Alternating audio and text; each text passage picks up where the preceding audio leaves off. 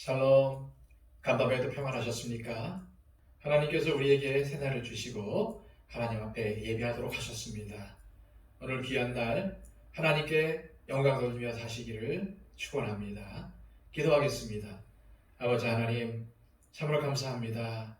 우리에게 생명을 주시고 또 기회를 주셔서 오늘도 하나님의 기쁨으로 또 하나님께 영광 돌리며 살아갈 수 있도록 인도하심을 감사드립니다.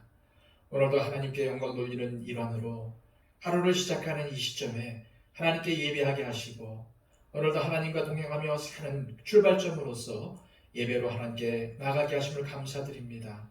하나님, 오늘도 하나님의 손길이 필요합니다. 하나님의 도우심이 필요합니다. 하나님께서 돕지 않으시면 언제든지 넘어질 수밖에 없습니다. 실족할 수밖에 없습니다. 하나님, 불쌍히 여겨주시고 오늘도 옳은 장중에 우리를 붙들어 주셔서 또한 인도하여 주옵소서. 하나님께 오늘 하루를 의탁합니다. 동행하여 주시고 이끌어 주옵소서. 지혜가 부족하며 의지도 힘이 연약합니다. 하나님, 오늘도 끝까지 하나님 편에 서게 하여 주시고 주님과 동행하기 위해서 발버둥 치는 우리의 삶이 되게 하여 주옵소서.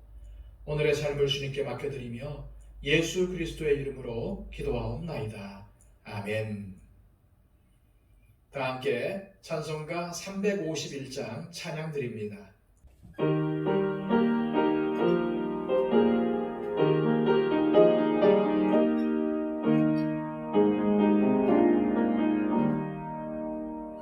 믿는 사람들은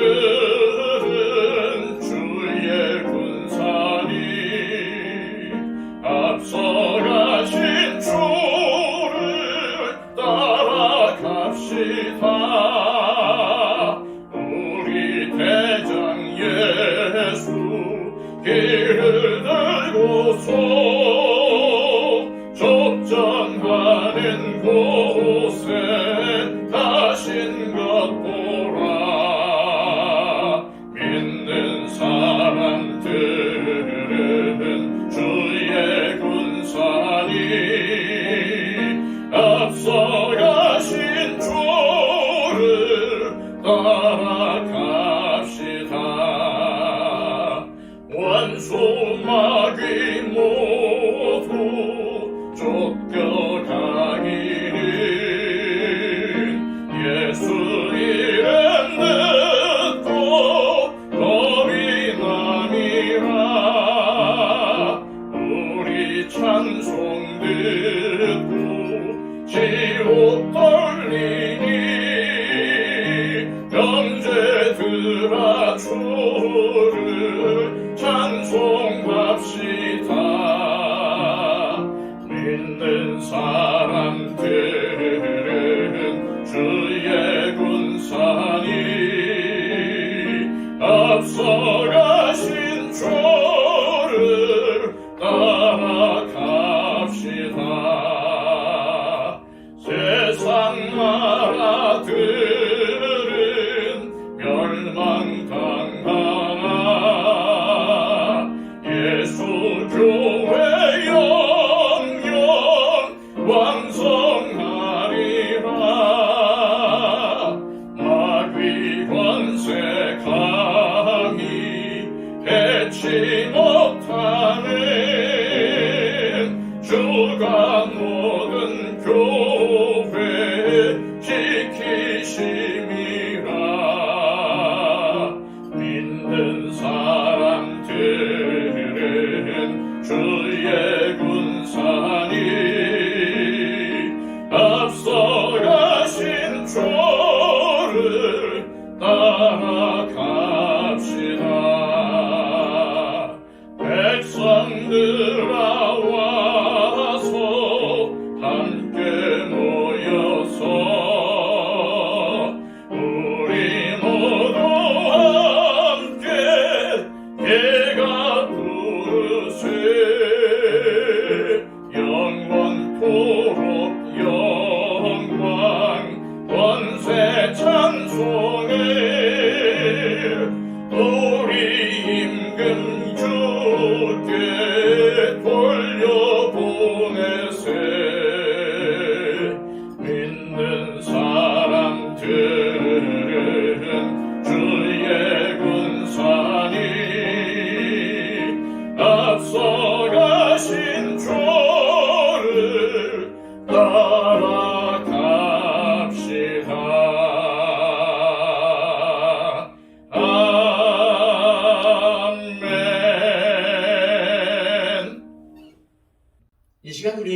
있는 하나님의 말씀은 신약성경 고린도후서 11장 12절에서 15절까지의 말씀입니다. 신약성경 297쪽입니다. 나는 내가 해온 그대로 앞으로도 하리니 기회를 찾는 자들이 그 자랑하는 일로 우리와 같이 인정받으려는 그 기회를 끊으려 함이라.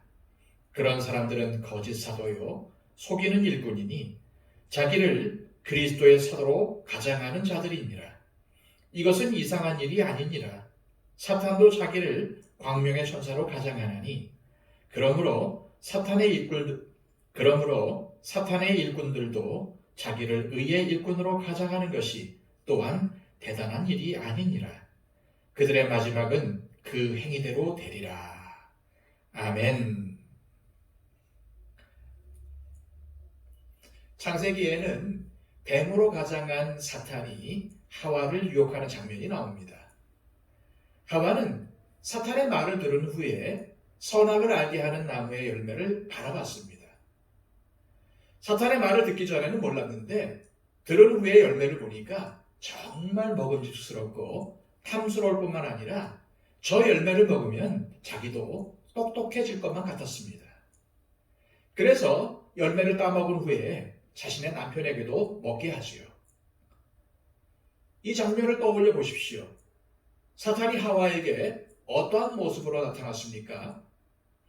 평소 뱀을 무서워하고 징그럽게 느끼는 분들이라면 하와가 사탄을 만났을 때 무서워서 경계했을 것이라고 생각할 수 있지만 성경에서 보여주고 있는 모습은 그렇지 않습니다.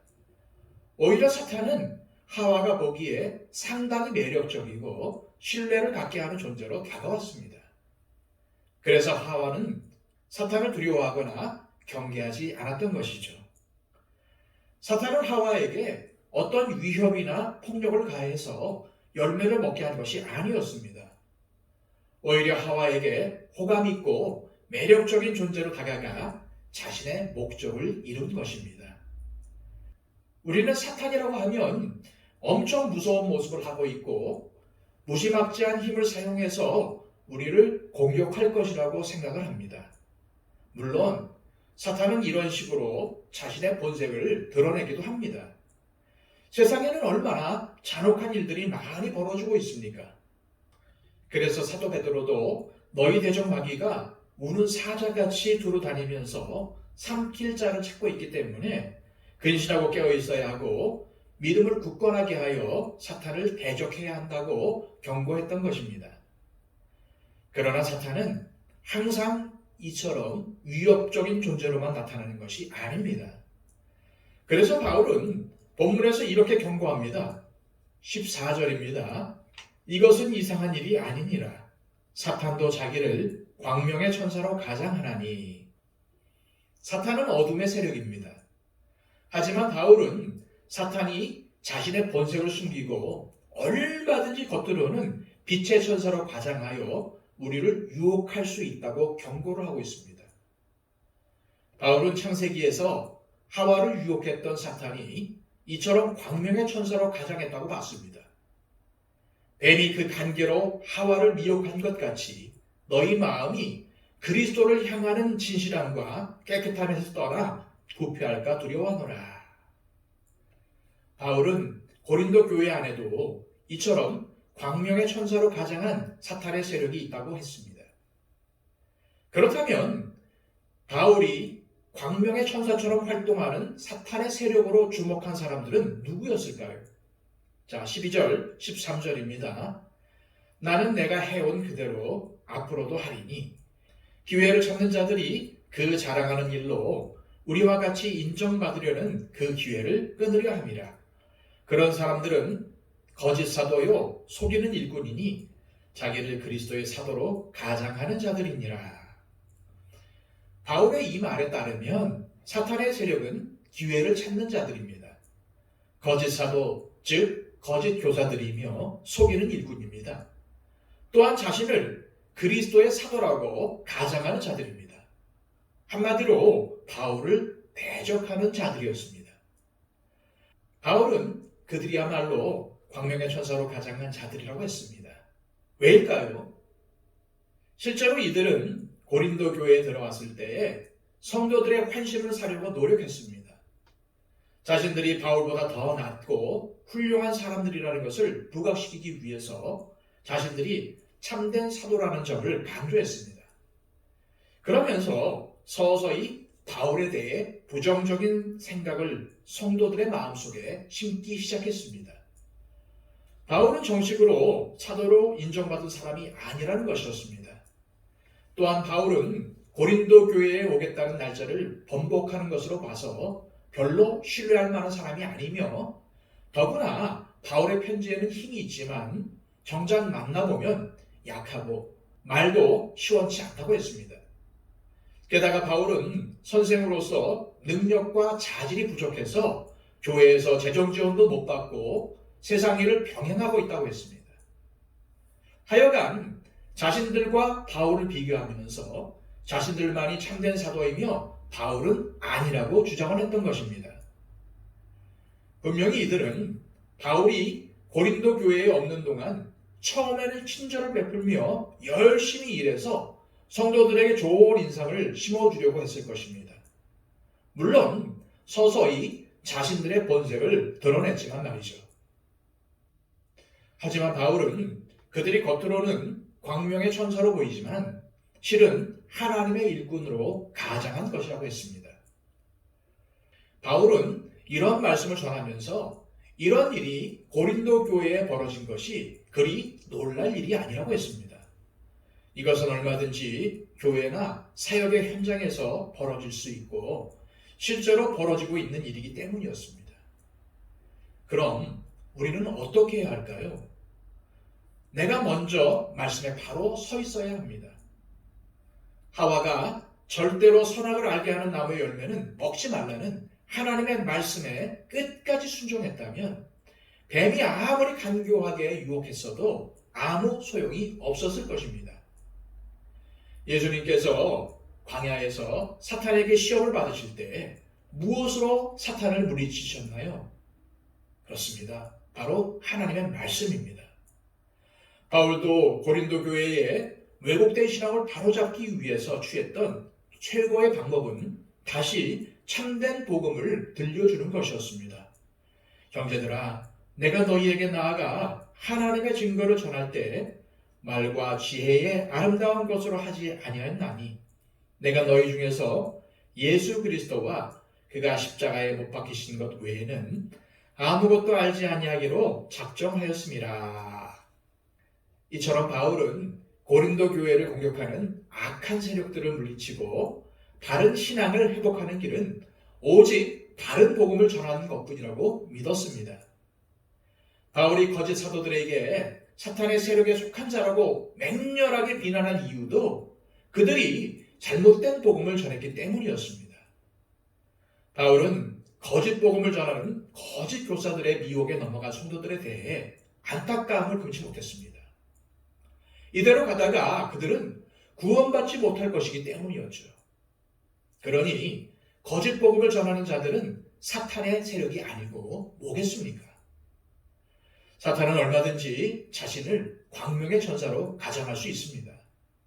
그래서 겉으로 보면 바른 말씀을 잘 전하는 것 같고 또 말씀대로 사는 것처럼 보일 수도 있습니다.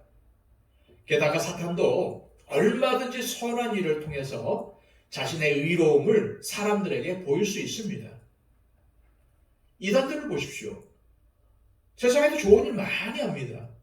그래서 그들의 이미지를 좋게 보이려고 합니다. 그런 이유로 겉으로 아무리 좋아 보여도 함부로 그 공동체가 진정한 교회라고 오해하면 안 된다는 것입니다.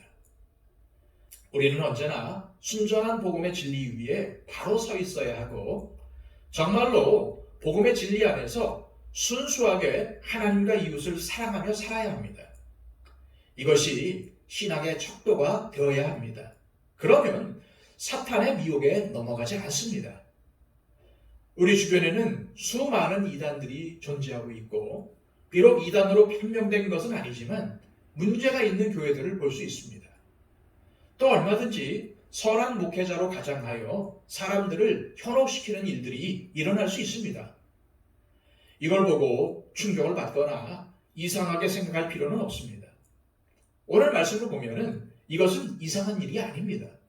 얼마든지 사탄의 세력이 광명의 천사로 가장하여 활동할 수 있기 때문입니다. 그래서 우리는 정신을 똑바로 차려야 합니다.